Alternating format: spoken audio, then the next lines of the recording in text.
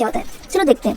मान लो मैंने एक शेल लिया, एक और शेल लिया, एंड 2 3 4 5 और इन्फिनिटी के लिए, ठीक है। अच्छा, मैंने अगर कोई एनर्जी दी इसे, यहाँ पर हमारा न्यूक्लियस है, ठीक है।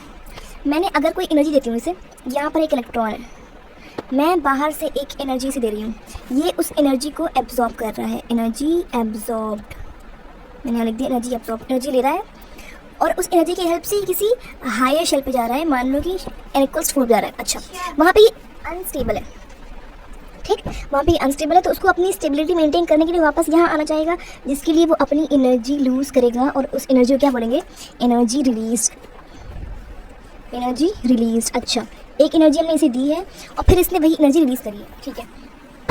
तो यहाँ से लेकर यहाँ तक का जो गैप रहा है, जहाँ से गया था जहाँ गया था, ठीक है, ये जो गैप रहा है इसे हम क्या कहेंगे, इसका एनर्जी गैप, ठीक है। मतलब कि when electrons gain energy they jump to a higher orbit, जब तुम्हें इन्हें एनर्जी दोगे, व्हेन इलेक्ट्रॉन गेन एनर्जी दे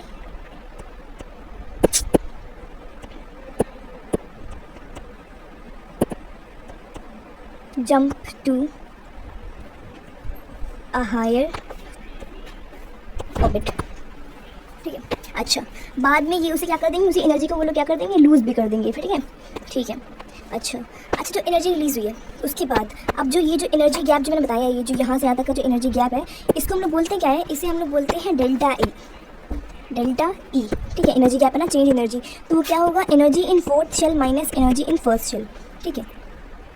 ये क्या आ गया, एनर्जी एमिटेड, इसे तुम कह सकते हो एनर्जी एमिटेड, ठीक है, एनर्जी गैप एमिटेड। तो ये क्या होगा, hc/λ एमिटेड, ठीक है। मतलब कुछ तो वेवलेंथ उसकी रही होगी जो एमिट कर रहा है वो, ठीक।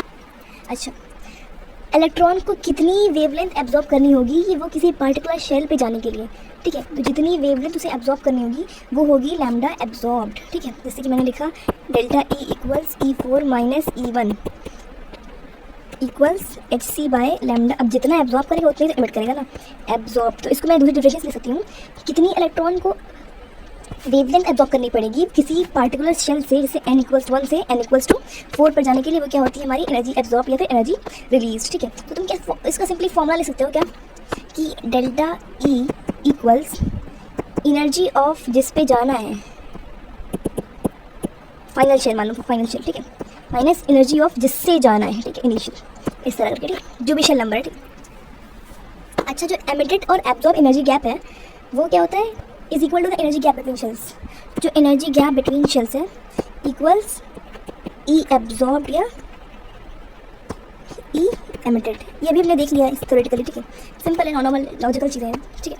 तो ये हमारा एनर्जी गैप। तो नेक्स्ट वीडियो में हम लोग इससे कुछ और फैक्टर पढ़ेंगे, जैसे कि इलेक्ट्रॉन का कि किसी भी मतलब कि इलेक्ट्रॉन क्या शेल में जो radius, velocity and more things like energy हो गई, और total energy, kinetic energy, potential energy, time period, everything.